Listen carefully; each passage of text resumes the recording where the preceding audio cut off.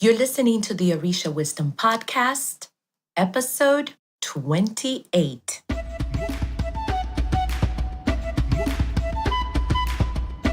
Welcome to the Orisha Wisdom Podcast, where positivity and spirituality create an enhanced life's journey with the wisdom of Ifa and Orisha. I am your host, Iya Omileti Olubumi.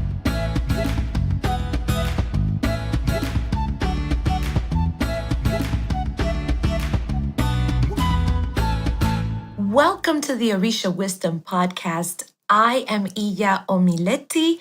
Happy day to you, wherever you are. Thank you for spending some of your time with me to talk about all things Orisha, spirituality, and growth. So grab a cup of tea, something to drink, or not, but it's always good with something to drink, and let's chat. Today's episode is being brought to you by our own Orisha Wisdom's top 5 things to know before choosing a godparent. It is our newest resource available to help you choose a godparent in our traditions. How do you get your hands on this? Simple. Just go to www.orishawisdom.com/godparent choice and you will get it. I want to thank all of you who listen in and support the podcast. When you get a moment, look us up on iTunes, leave us a comment and a review. It means a ton to me. In the meantime, I want to give a shout out to Filthy Canvas 914, who commented on our episode on Ori. So if you haven't heard that one, check it out. He writes, "Thank you for this episode. I'm definitely going to play this back after my commute to home so that I can take notes."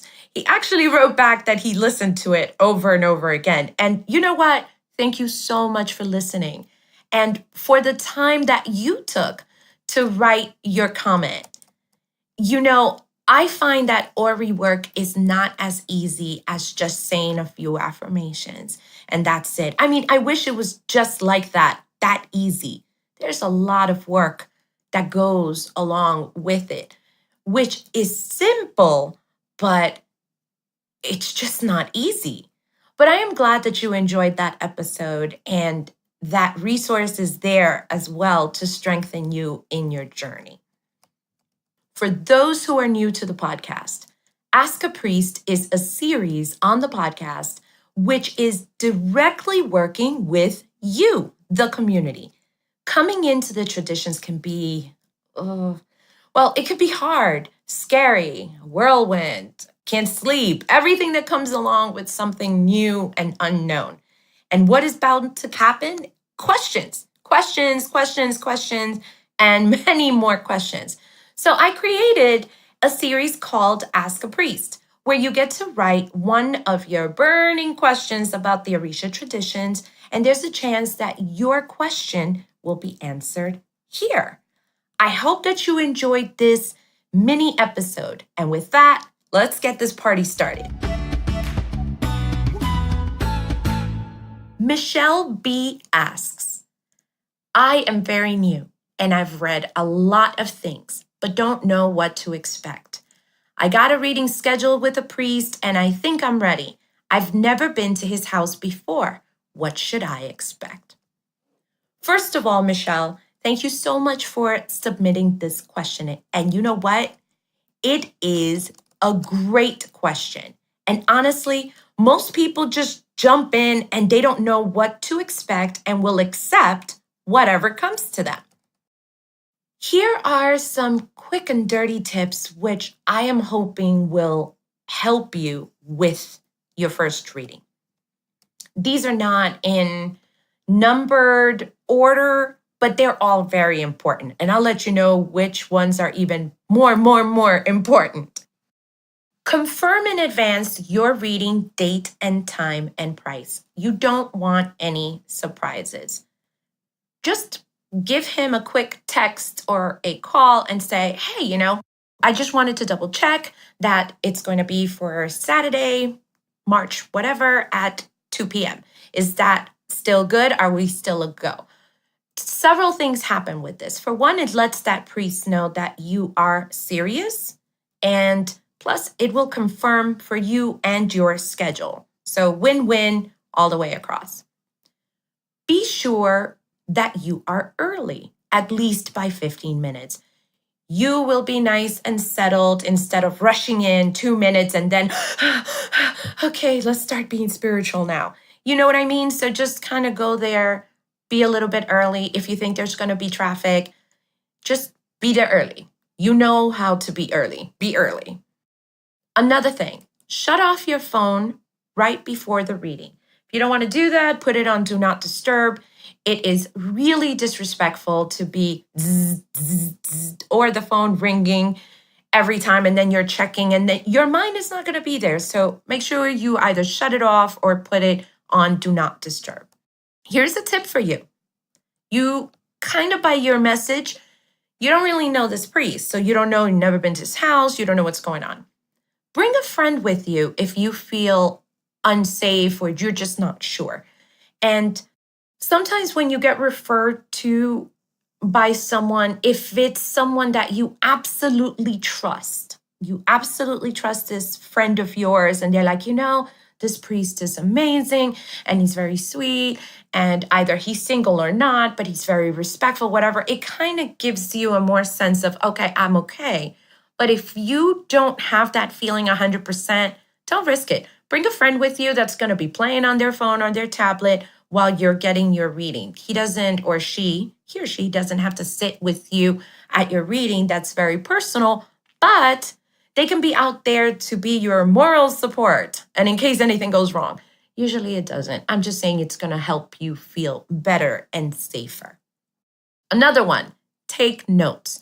I can't emphasize this one enough because many things don't make sense until much later. And I mean, even years later. Trust me, take notes. If you can't take notes because you're mega lazy, you don't want to write, whatever it is, then you should ask if you can record your session on your phone, or if you have one of those recorders, just ask. That way you can absolutely focus on what's being done versus, I got to take notes now. This one is an important one. If you need to cancel, don't do it the day of your reading. This is very inconsiderate for that priest's time, very irresponsible. Give him or her some notice. Reschedule if you need to, but give that person some time. I can't tell you how irresponsible this is. And then if you want another reading after you've just canceled same day, or even if you need a referral, that may not happen with that priest, or you may never get a referral. Our community is large, but really small. Everybody knows at some point somebody from some other priest's lineage. And priests talk. It's true. We do, and things come out. So if you tend to not show up to your appointments, yeah, that's bad. Just don't do it. Don't do it. And if you changed your mind, you know what? Everybody's entitled to. You just don't want a reading. You're not sure. Pick up the phone and call that priest. Give that person that respect. Text if you must, but this is important. It's your life, little things. This really shows respect for that priest. So if you need to cancel, just do it on a timely fashion. It's time to be responsible adults. Let's just do it, okay? And get that done. Just tell them, I'm not going to be able to show up on this date, and that's it, okay? Oh, and by the way, here's another one. Don't lie to him and tell him, yeah, because my grandmother cookie died. Don't do it. A lot of priests have a lot of intuition and eguns that speak to them, and they may be a little somebody saying, no, that person just doesn't want to come for the reading, or they forgot, and you don't want that. Just be honest. Just say, today's not a good day. Can we reschedule? Okay. If you don't understand something, jot down that question during your reading. There's usually a time to ask a question during your spiritual reading, especially if you're working with a responsible priest. What I'm saying is don't interrupt every couple of questions because this is not, you're going to interrupt the fluid of the reading. So if you have a question and something that was asked, jot that question down, okay? Very important one here. Very, very important one here. There will never, ever be some kind of sexual anything that you will ever be marked to do with a priest. That priest, ever. If it's a man or a woman and they say something like, Ifa says that, we have to, or Orisha says that, we have to do this and it's something sexual, just know that that is not right. Just yes him to death until the reading is over and get the heck out of there and don't ever look back. Really, just get away from there. Okay, a very important reminder. Before the reading is over, you should have this. What is your ebo? Ebo is your spiritual work that you're going to need to do for that reading. What are the ingredients for that ebo and how much will that cost? There should never, ever be an instance where you are not told what the ebo is and you're asked to give up money up front, ever. So very, very important. After the reading closes, speak with him or her to schedule time for your ebo. Why? Because there is an expiration date on ebos. A rule of thumb is 21 days. It could be less. Usually we say 21 days because an energy of an odun usually lingers around for that much. But it could be less, could be more, but 21 days, it's the rule. And don't wait until the 20th day to do your ebo. I mean, geez, just get it done. Believe me, if you don't get your ebo done, it's null and void. And the next ebo that you need to do could be way more complicated. So for all of you procrastinators out there, just get it done. And oh my God, I have stories on this. It's just like a simple ebo, started out very simple and got very complicated for me because I procrastinated. So don't do that. Don't do that. Absolutely get your stuff done. It is not ethical to get a reading from one priest, then reach out to another one to honor that ebo just because, let's say, the first priest's ebo is going to cost $20. And if because you want to be cheap, and this one might be $5. These are hypothetical numbers. I'm just saying this is just for the example. So don't do that. Do the ebo with the priest who marked it. A new priest would have to read your first ebo, would have to read you again to see if the ebo even needs to be done and what may need to change. So that's going to be an additional cost to you. Don't do it. Just get it done with that priest if you need to, and just get it done. Don't just try to go shopping around. That is not the way, because you're going to wind up spending more that way. When you go to a reading and an ebo is marked, understand that it marks your commitment to get it done. Although it's in your court to get it done, it just know that that is part of when you go to a reading and you get that ebo marked, it just marks your commitment. After your reading, you might be very excited and have 1,000 questions. I get it. I know. Really, really, I do. But please, please, please, please be mindful of this priest's time. That priest also has a family, friends, a favorite show, the need to eat, the need to go to the bathroom. You know what I mean? Just be mindful of that priest's time. Think about it. That priest just dedicated time for your reading. It was blocked just for you. And now you want to stay another 2 hours asking your questions? That's a bit inconsiderate. I understand the why, but just keep that in mind. Understand that a priest's time is valuable, and that type of time that you're requesting, it comes in doses, in little bits at a time. And it's good to keep in mind to be respectful of that person's time.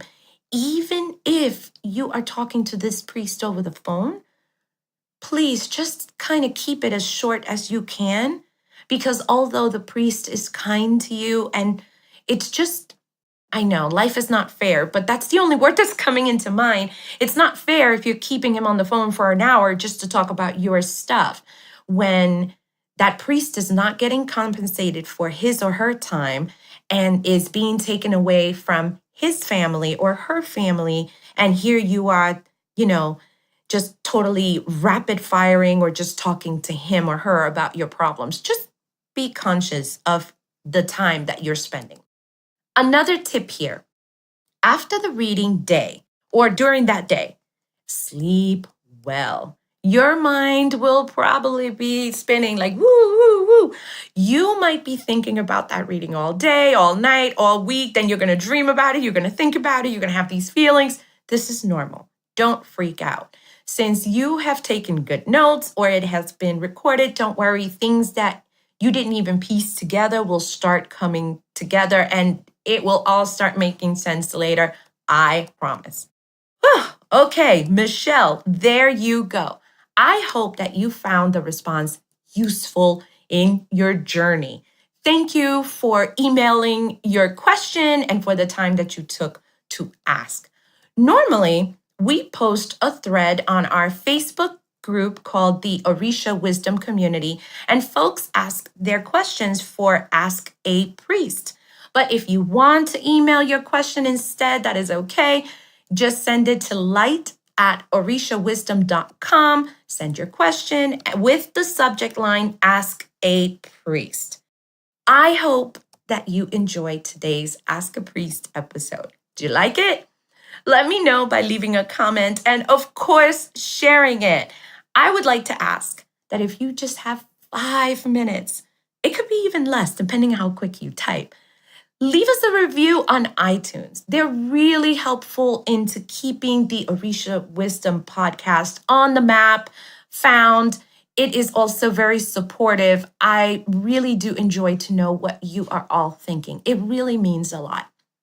For show notes, go to www.orishawisdom.com/2828. I will put all of these links in the show notes as well, so you don't have to write anything right now while you are listening. Stay tuned for the next episode where we will be discussing divine justice and the Orisha traditions.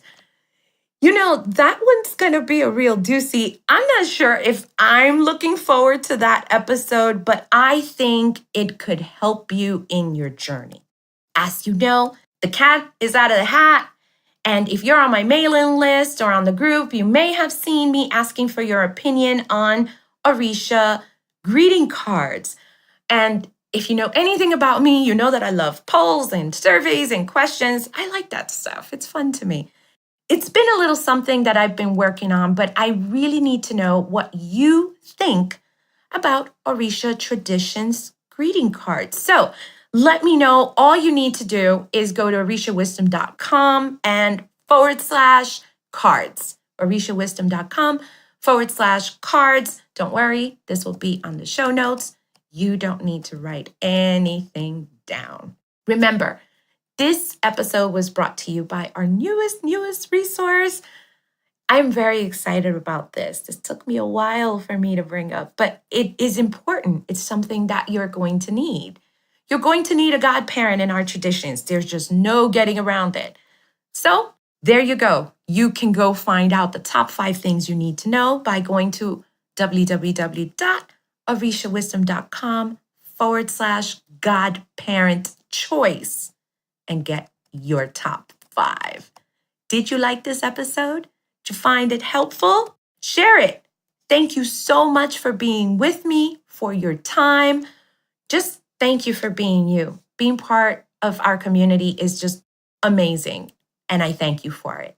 Until next time, may the elevated ancestors and all Orisha bless you immensely. Odabo!